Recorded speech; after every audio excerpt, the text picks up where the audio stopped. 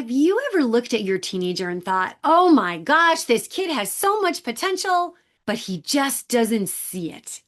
I've been there, not only as a mom, but also as a coach.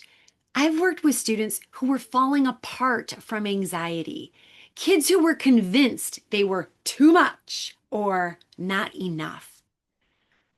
One of my students was struggling with constant stomach aches, mood swings, and friendship drama. But when we really got to the root of it, it wasn't just that she was feeling anxious. It was something deeper. She believed that there was something wrong with her. See, her self-image, the way she sees herself and thinks about herself, had been distorted by years of subtle rejection, comparison, and pressure. And her distorted self-image, it was the fuel for her anxious thoughts and feelings. My name is Jenny Krumdrick. I'm a faith-based resilience coach, and I work with teens and parents through a family membership and mother-daughter retreats. In this video, you'll learn how anxiety and self-image are connected and secretly shaping your teenager's future.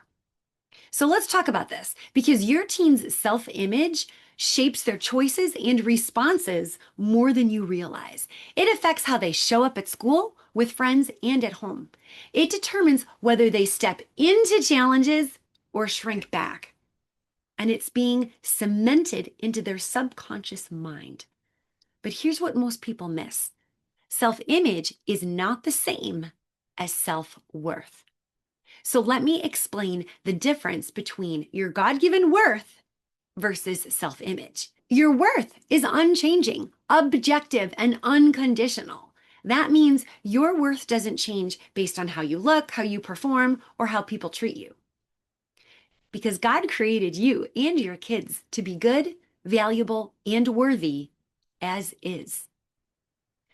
But self-image is something different. It's the subjective opinion your teen has about themselves. It's how they see themselves and what they think they are capable of. And self-image is formed over time through repeated comments. So both positive and negative things that other people have said to them or implied, and then the repeated comments from their own inner voice. It's shaped by their experiences, whether it's success or failure. It's shaped by social comparisons and cultural messages about appearance, performance, and belonging. So if your teen has absorbed this message, I'm not smart enough, or I'm annoying, or I mess everything up, then even if they are smart and kind and capable, they won't believe it. Because their distorted thoughts have become limiting beliefs that trap them in a mental prison. There is science behind this. So look at this picture of an iceberg. The top 5 to 10% represents your conscious mind, the part that knows truth logically.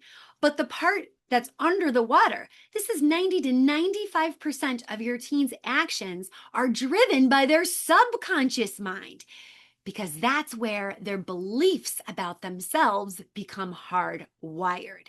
And this happens from the repetition of thoughts until it becomes a deeply rooted belief, something that they have started to believe automatically, even if it's not true. So it's like learning to type. At first, it's awkward and slow and unfamiliar, and you need to think so hard in your conscious brain about which finger will press which key. But then with practice and lots of repetition, pressing the correct key becomes automatic because it moves down into your subconscious brain. It's like muscle memory. And now you don't even need to think about it. You can type without looking at the keyboard. I mean, maybe your kid can't, but you get the idea.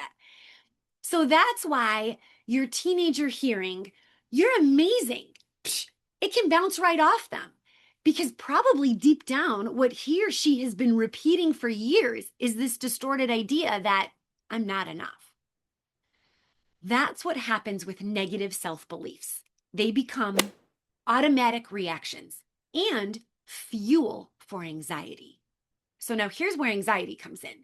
When a teenager's subconscious is loaded with fear based beliefs like, people don't really like me, or I always mess up, or I can't handle this, their body will go into fight or flight mode before their thoughts even catch up. It's an automatic response. And that's when they start to feel tightness in their chest, pain in their stomach, irritability or emotional outbursts, or they feel this need for perfectionism, or they just avoid challenges or conflict altogether, or they think, I don't know what's wrong with me. See, it's not just a body issue, it's a belief issue. But here's the good news. Self-image is flexible. Thoughts can be retrained.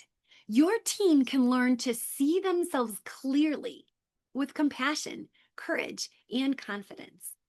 In my coaching, I walk students and their parents through a step-by-step process that helps them to calm their anxious body through intentional breathing, shift their self-talk through intentional thinking, and respond with resilience by speaking with truth and confidence, first to themselves and then in the way they respond to others. We work to elevate their self-image to match their God-given worth so they don't stay stuck in the lies that they've absorbed from a noisy and critical world. If this is resonating, if you're nodding along thinking, oh my gosh, this is exactly what's going on with my teenager, I invite you to take the next step. So join me for an upcoming Confident and Connected Mother-Daughter Retreat.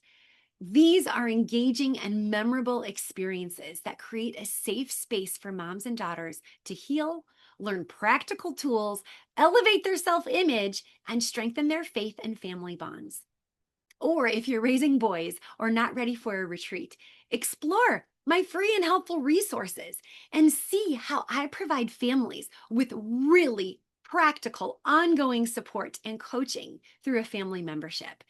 Visit my website at contagiouslight.org to connect with me. Don't wait for the school, the culture, or the next crisis to shape your teen's self-image. Let's do it together, intentionally, lovingly, and anchored in truth.